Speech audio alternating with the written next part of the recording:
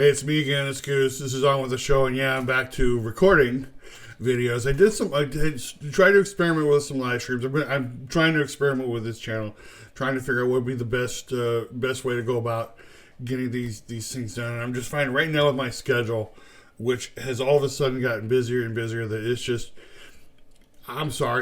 easier for me to record these and get back to you and edit these. Not that I don't love doing live streams, but I'm finding that with my schedule right now, this is just the easiest thing to be able to do. I do want to go back to what happened with my last live stream. I was talking about Val Kilmer, and when I was abruptly kicked off because my Wi-Fi was just it wasn't really that strong. But just wanted to finish up with the last episode with Val Kilmer, and basically just say that the complications of going on with the island of Dr. Moreau, where he really wanted to work with Marlon Brando, and it didn't work out the way it was supposed to, and then having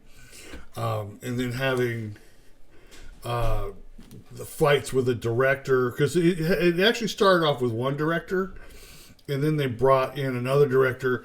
I'm going to quickly just click on real quick to find out, but it was just kind of crazy all that was going on with that shoot, and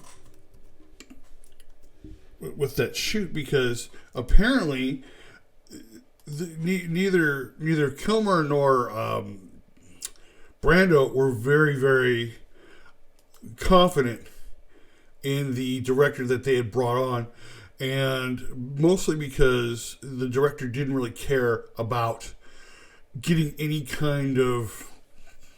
I mean, it was basically said that Marlon Brando came up with some ideas for the shoot, and the director really didn't care about what it is that they wanted to, what they really, really wanted to do, as I'm trying to come up with all this stuff here. So, because I can't remember the name of the director. I think it was, I want to say Frankenheimer or something like that. As I'm all over the place today. There I am. But it's just, there it is. See all. This is what happens when you're trying to do all this stuff at the last minute.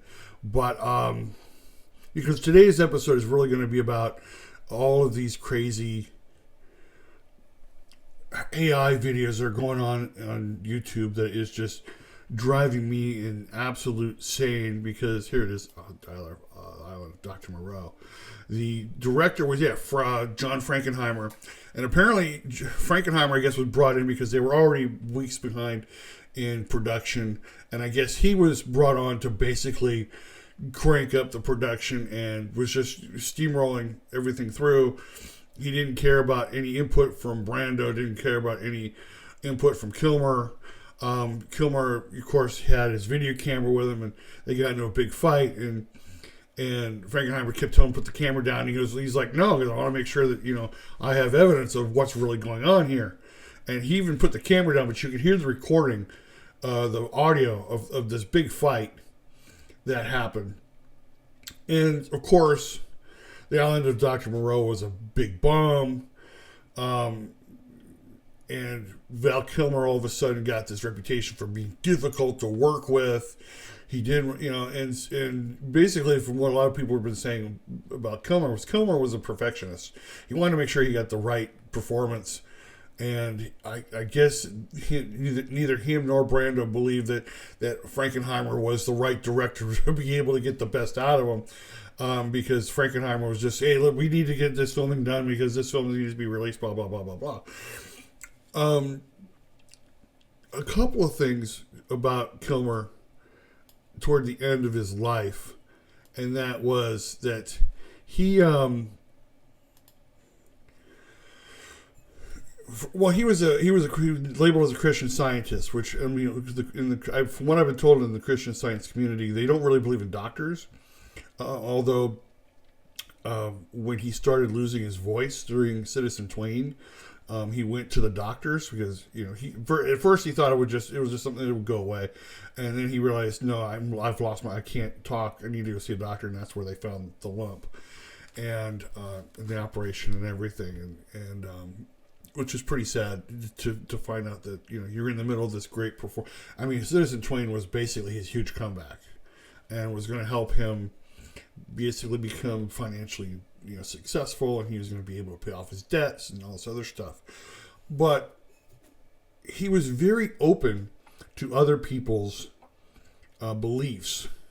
He was very open to other people's beliefs, and I believe he was also maybe spiritually searching because he had realized maybe he didn't have very much longer to live, and he wanted to make sure that he explored, I don't want to say all the options, but I think he was continuing to search spiritually for himself, and which is both inspirational and kind of sad, because there are other, I know that John Lennon, the famous Beatle, he gets criticized for doing the same thing, even going and looking into the occult at one point, and people thought, well, he's gone off the deep end. No, John Lennon was someone that he was very curious. He wanted he wanted to explore the spirituality of life, and I think Val Kilmer was the same way.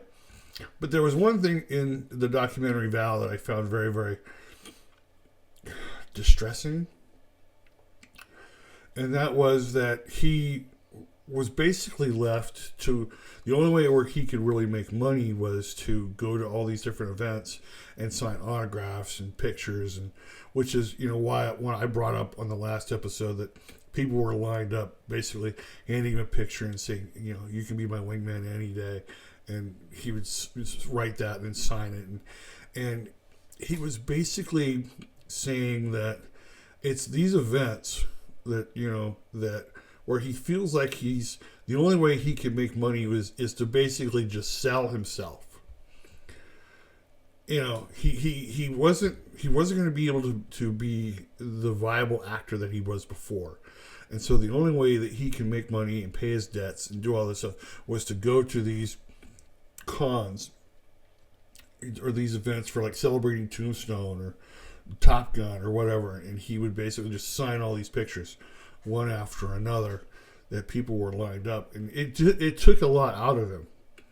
It took a lot out of him, but he was kind of like, this is my life now. This is my career. Selling myself to sign autographs and pictures and do these events where people can see me is basically the only thing I have left to do. And it was kind of sad to kind of hear that, because I've seen that in going to some of these other cons where people are like sitting at these tables and they want to sell pictures and autographs and all this other stuff. Some of the stuff can be pretty expensive on a lot of the more well-known actors and and stuff like. But again, there are times where there's no one at their table. They're just sitting there, and it's like, oh my gosh, they don't, and that these actors have a lot left in them to be able to do in the business, but here they are selling autographs to be able to make a living. And it's kind of sad. And it was one of the things in that documentary that kind of pulled at my heartstrings and saying, oh my gosh, the only thing and people would line up to talk to this guy, for great reason, because Val Kilmer was a tremendous actor. Whether he was difficult or not, he was a tremendous actor. And he gave 100% into each role that he did. If you have an opportunity, I would highly recommend you go on to Prime Video and watch the documentary on Val Kilmer, simply called Val. It's about an hour and a half long, and it is really good. He really goes over a lot of the highlights in his. It doesn't go over every film. It goes over a few films, but it really gives you a great opportunity to see what the man's life was like. All right. So moving on to the actual, theme of today's show, and that is that I was kind of like, as I got itch above my eye here. I hate when that happens. Um, I was kind of, I want to say landlocked. Our car was in the shop for major repairs for about 3 weeks, and I really couldn't go anywhere. So I was doing a lot of surfing, surfing through all the different streaming services that we had, and I watched a lot of YouTube, which I do anyway. I watched a lot of YouTube, and one of my favorite, I have to set this up. One of my favorite YouTubers that I've been watching lately is a YouTuber called The World According to Briggs, who basically he takes a subject like the least expensive places to live in the United States, or the 10 cities in the U.S. with the highest crime, or something like that, and then he goes through each one. He gives you the actual statistics, and he does a voiceover, and I don't know how he gets his footage of the places. Either he travels a lot, and he gets some great drone footage, or he finds this. It's like found footage that he's able to find on the internet. Whatever it is. His channel is really worth checking out. I mean, I was watching one of his videos earlier today, and he's really good. And so I was clicking through, the different stuff, and I saw a video that was titled 10 Least Expensive Places to Live in California. Now, I live in California, and I live in one of these places that's least expensive to live. The city is Bakersfield, California. So I was kind of curious to see where Bakersfield was going to land on this list. And as I'm watching, it basically, it was kind of weird. It was like I'm watching the video and I'm like, something doesn't seem right with the video. And so as I'm watching this, Bakersfield's name comes up. And I'm watching to see, it's talking about all the different stuff about how we get great food and stuff to do, and how housing prices are inexpensive. But it's not showing anything of Bakersfield. Doesn't show the Bakersfield sign. Doesn't show Buckhorn's Crystal Palace. It talks about the Kern County Museum. Shows nothing of the museum.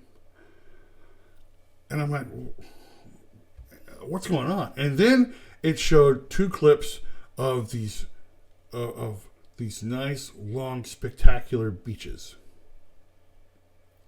Yeah, which we're nowhere near. Bakersfield is kind of landlocked. We're in what is known as the San Joaquin Valley, which means on 3 sides of us we have mountains. And we have, other cities that are kind of the same, like Fresno. But we're like one of the furthest south major cities in California. We're in the valley. We get a lot of the one thing about Bakersfield that's really difficult is we have some of the worst air quality.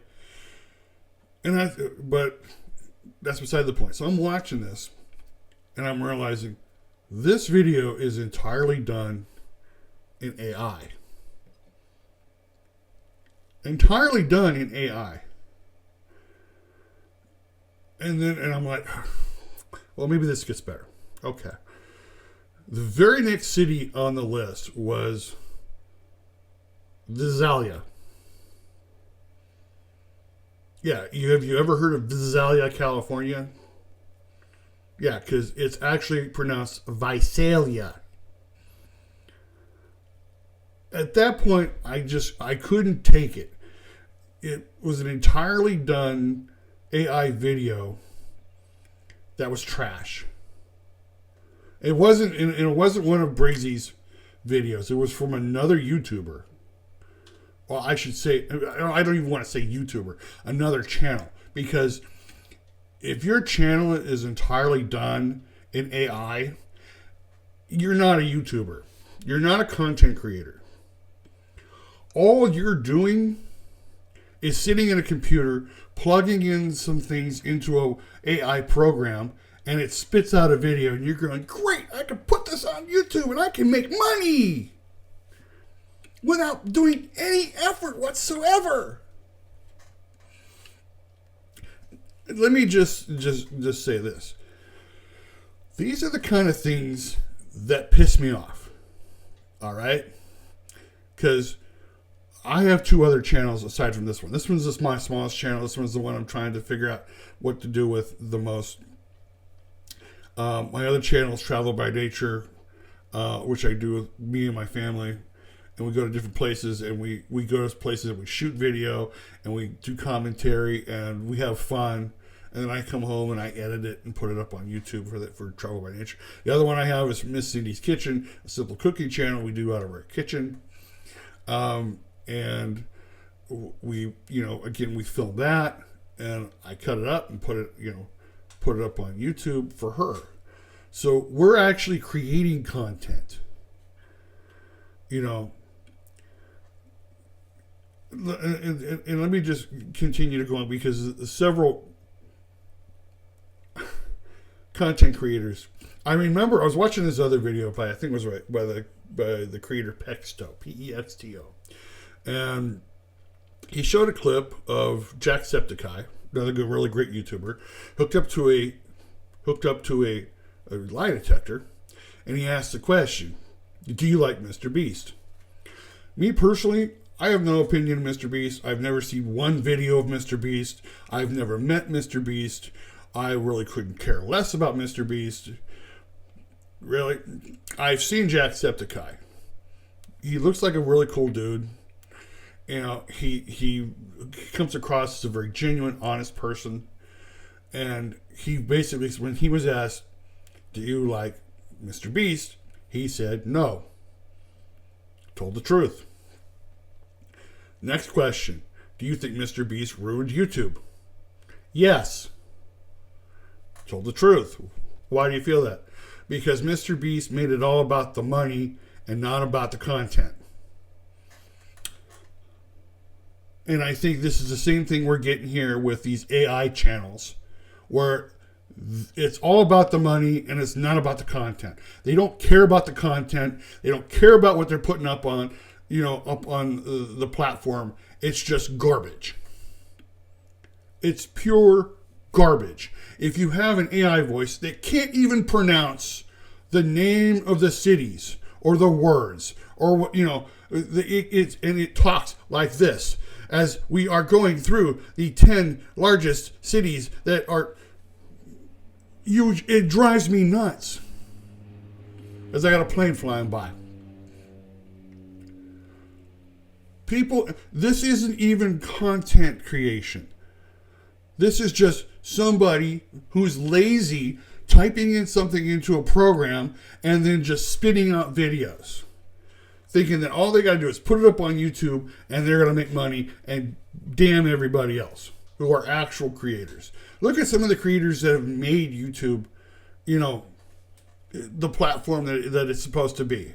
Like I said, Jacksepticeye, Markiplier, Matt Santoro. Matt Santoro was last year talking about leaving YouTube because the costs of productions for doing a good channel weren't worth it anymore.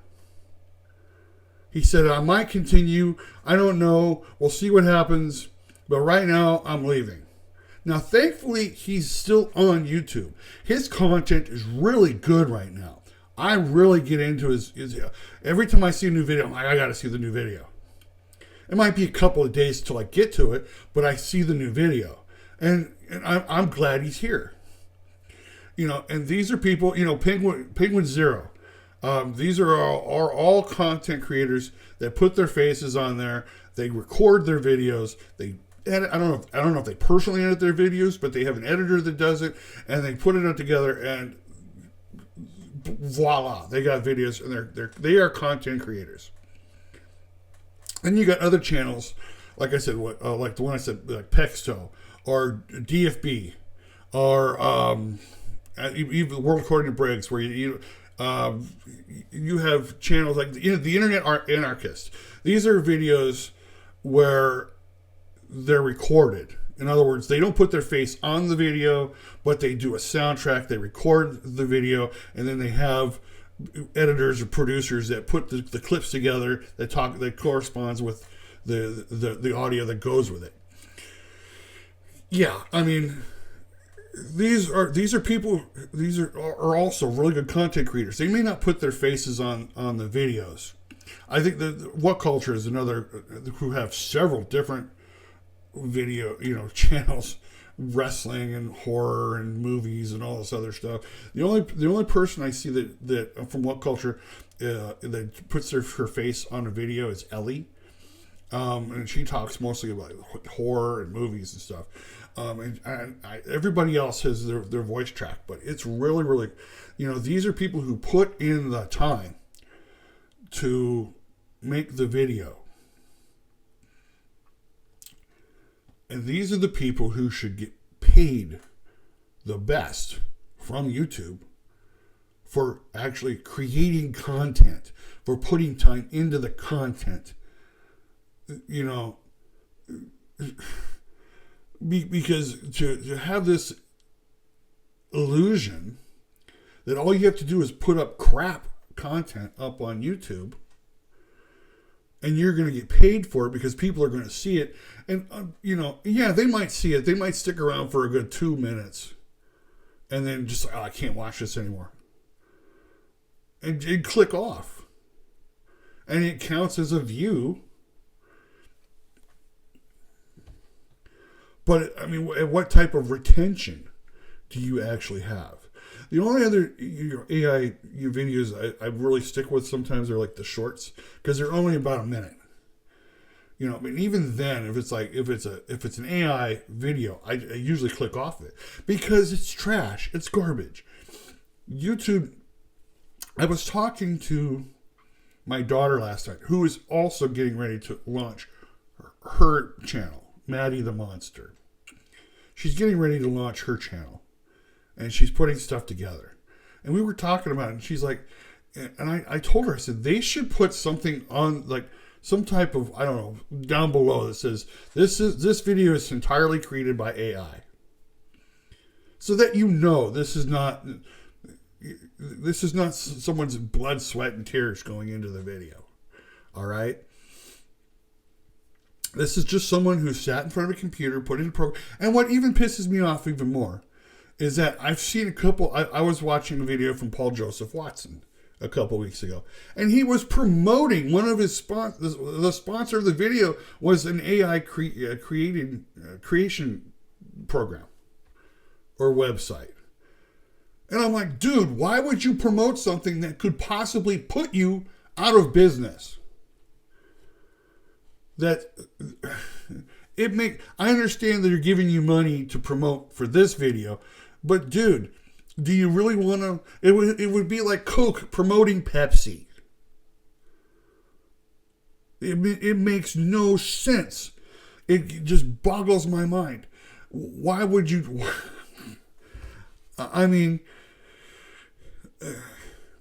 If any of these creators actually cared about what they're doing, even if all they're doing is like, hey, I just want to get a video, I'll do the audio, I just want video footage of what it is I need, that's fine. I'm not opposed to AI when it makes the video better. When it helps the content creator, make better content. I'm not opposed to AI in doing that. What I'm opposed to is just having these videos that are just AI. The entire thing is AI. It's like Chat GPT invaded YouTube. Now, luckily, from what I've noticed, from what I've scanned around, I don't think there are a lot of entirely done. I don't think there are very many of them, or at least I haven't come across many of them. But to me, it's tantamount to cheating. You're cheating your audience. You're cheating the platform. You're cheating other content creators who put their blood, their sweat, their time, their effort, their knowledge into putting in great content. And again, these are people who, Chris and Amanda Provost from Provost Park Pass, the Daily Woo from Adam Woo. These are people who, they go out and they shoot their video, they edit their videos, and they put it out to their audience. And to have, and I remember just a few months ago, I got a notice for Travel by Nature from YouTube asking if we wanted to become a part of this pilot program to help AI And I'm like, and I went to Logan and I went to Maddie and I said, hey, what do you think about this? And they're like, yeah, don't do it, because all they're going to do is take your content, create AI content for it, and then they become your competition. And I think that's what I worry about most, is that people who all they do is AI content without putting in an ounce of effort into it, other than just typing stuff of what they want into a program. I think that's what I worry about, that the creation of YouTube is going to go down, that people are not going to want to put in the efforts anymore to create content if all people are doing is just AI videos. It's not fair to the creators, and it's not fair to the audience, that if all you get is AI shill. You know, have I ranted enough? Do you understand what this really is about? Because, you know, this is some of the stuff I love to do. I trained to do this. As a matter of fact, what is interesting is I was at an event just a few weeks ago at Mount St. Mary's University, and they had a panel of people. One of the people on the panel, who's a good friend of mine, works for, I think, post-production at Netflix.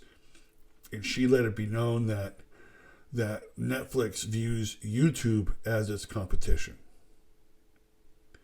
I saw a video yesterday from the actor Sean Whalen, who is like, you know, he is basically saying that if you're an actor that you want to get parts, you're going to have to like get yourself into the creation mode of creating things for yourself so that people know what you're doing. You know, it's not about, you know, he was basically saying that you're not going to get your agent calling you up saying, I got a part for you. They're going to want to know what it is you're doing, whether it's, you know, whether it's YouTube or TikTok or short films or whatever, or you're writing something or whatever. The landscape of streaming is changing constantly. YouTube is becoming one of these platforms that is ever expanding. It gives people a chance to actually put their creative side out there. And I think it would be detrimental to the platform if they continue to let total AI channels just become just absolute, you know, just fill the space with crap that is going to push, you know, either creators out or the audience out, or both. So, yeah, this is how I feel about this. I'm hoping that something changes within the YouTube landscape, where if you're an actual YouTube creator, that they pay you more, they encourage you more, they want you to stay on with what you're doing. Otherwise, you know, like Matt Santoro was talking about, it may not even be worth continuing to do this kind of content. And again, this channel, I want the show. This is my third channel that I'm doing and producing. And the biggest reason why I did this was because people kept asking me, well, give us your thoughts on such and such. And I was like, well, this is what you should do a channel on that. And here I am. I'm going to let you go. I'm coming up on time. But I do want to thank you for sticking around and being a part of this experiment. I am going to try to continue to do some live streams. I'm going to see if I can do a combination of both to see where I can take the channel and where it's going. But like I said, with my schedule now getting crazier and crazier, it looks like I will probably be doing just more videos as of right now instead of doing live streams. I'm going to try to do a combination of both, and we'll see where we go with it. If you like the video, give me a big thumbs up. Subscribe to the channel and bang the bell. Bang, bang, bang the bell for notifications when new videos are uploaded. Share it out to your friends, family, neighbors, and leave me a comment. Let me know what you think about this topic. I want to thank you again for watching On With The Show. My name is Goose, and I'll see you on the other side.